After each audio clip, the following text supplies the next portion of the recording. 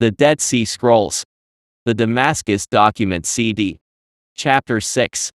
But Yahuwah remembered the covenant with the forefathers, and he raised from Aaron men of discernment, and from Yashar'al men of wisdom, and he caused them to hear. And they dug the well which the princes dug, which the nobles of the people dig into with the stave. The well is the law, and those who dug it were the converts of Yashar'al who went out of the land of Judah to sojourn in the land of Damascus. Yahuwah called them all princes because they sought him, and their renown was disputed by no man. The stave is the interpreter of the law, of whom Isaiah said, "He makes a tool for his work." And the nobles of the people are those who come to dig the well with the staves with which the stave ordained that they should walk in all the age of wickedness. And without them they shall find nothing, until he comes who shall teach righteousness at the end of days. None of those brought into the covenant shall enter the temple to light his altar in vain. They shall bar the door, forasmuch as Elohim said, "Who among you will bar its door? And, you shall not light my altar in vain." They shall take care to act according to the exact interpretation of the law during the age of wickedness. They shall separate from the sons of the pit, to abstain from wicked wealth which defiles, either by promise or by vow. And from the wealth of the temple. They shall not rob the poor of his people to make of widows their prey, and of the fatherless their victim. They shall distinguish between clean and unclean, and shall proclaim the difference between set apart and profane. They shall keep the Sabbath day according to its exact interpretation, and the feasts, and the day of fasting according to the finding of the members of the new covenant in the land of Damascus. They shall set aside the set-apart things according to the exact teaching concerning them. They shall love each man his brother as himself. They shall support the poor, the needy, and the stranger. Chapter 7. A man shall seek his brother's well-being, and shall not sin against his near kin.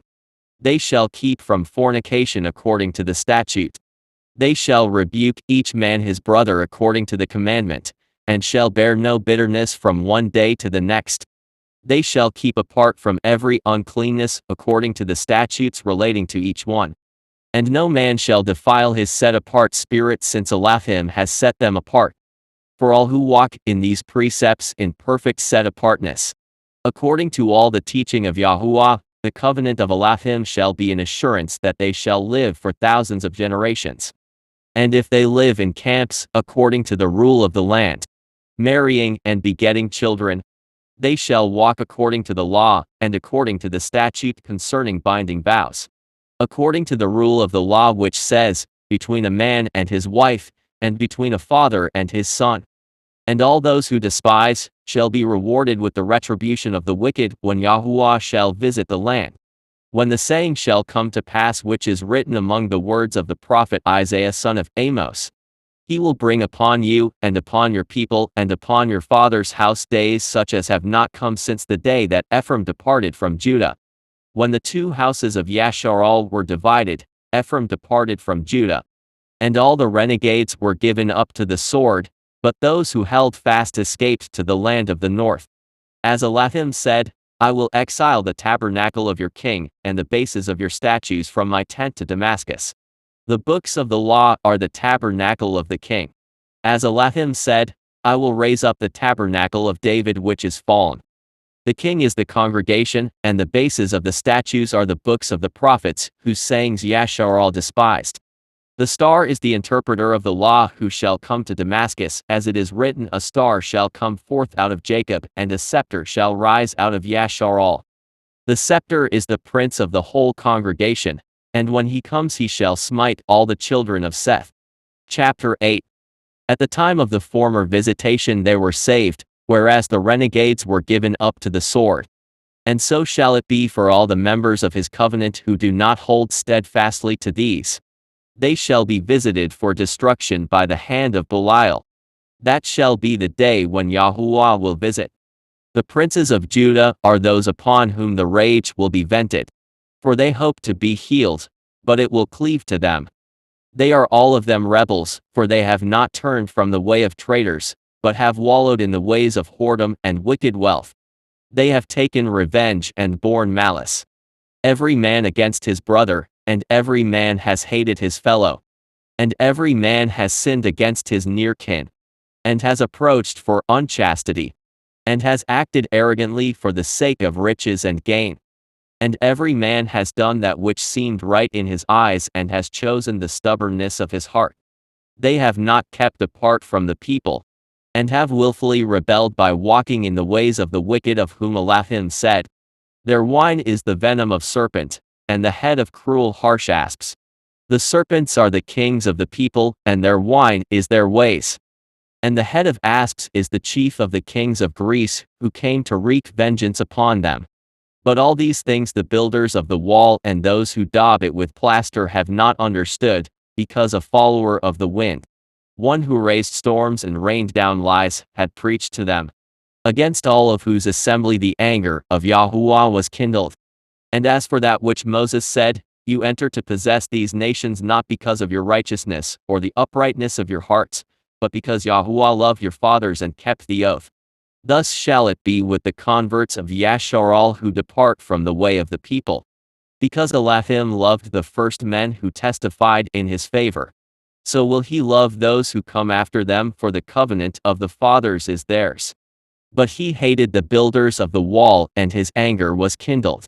And so shall it be for all who reject the commandments of Yahuwah and abandon them for the stubbornness of their hearts. This is the word which Jeremiah spoke to Baruch son of Neriah, and which Elisha spoke to his servant Gehazi. None of the men who enter the new covenant in the land of Damascus, and who again betray it and depart from the fountain of living waters, shall be reckoned with the counsel of the people, or inscribed in its book from the day of the gathering in of the teacher of the community, until the coming of the Messiah out of Aaron and Yashar'al. And thus shall it be for every man who enters the congregation of men of perfect set-apartness, but faints in performing the duties of the upright. He is a man who has melted in the furnace. When his deeds are revealed, he shall be expelled from the congregation as though his lot had never fallen among the disciples of Elohim. The men of knowledge shall rebuke him in accordance with his sin, against the time when he shall stand again before the assembly of the men of perfect set-apartness. But when his deeds are revealed according to the interpretation of the law, in which the men of perfect set-apartness walk, let no man defer to him with regard to money or work. For all the set-apart ones of the Most High have cursed him. And thus shall it be for all among the first and the last who reject the precepts, who set idols upon their hearts and walk in the stubbornness of their hearts. They shall have no share in the house of the law. They shall be judged in the same manner as their companions were judged who deserted to the scoffer. For they have spoken wrongly against the precepts of righteousness, and have despised the covenant and the pact, the new covenant, which they made in the land of Damascus. Neither they nor their kin shall have any part in the house of the law, from the day of the gathering in of the teacher of the community, until the end of all the men of war who deserted to the liar. There shall pass about 40 years. And during that age the wrath of Yahuwah shall be kindled against Yashar'al, as he said, there shall be no king, no prince, no judge, no man to rebuke with justice. But those who turn from the sin of Jacob, who keep the covenant of Elohim, shall then speak each man to his fellow, to justify each man his brother, that their step may take the way of Yahuwah. And Elohim will heed their words and will hear. And a book of reminder shall be written before him of them that fear Elohim and worship his name, against the time when salvation and righteousness shall be revealed to them that fear Yahuwah. And then shall you distinguish once more between the righteous and the wicked, between one that serves Yahuwah and one that serves him not. And he will show loving kindness to thousands, to them that love him and watch for him for 1,000 generations. And every member of the house of separation who went out of the set-apart city and leaned on Yahuwah, at the time when Yashar'al sinned and defiled the temple, but returned again to the way of the people in small matters, shall be judged according to his spirit in the council of set-apartness. But when the splendor of Yahuwah is made manifest to Yashar'al, all those members of the covenant who have breached the bound of the law shall be cut off from the midst of the camp. And with them all those who condemned Judah in the days of its trials. But all those who hold fast to these precepts, going and coming in accordance with the law, who heed the voice of the teacher and confess before Yahuwah, saying, Truly we have sinned, we and our fathers, by walking counter to the precepts of the covenant.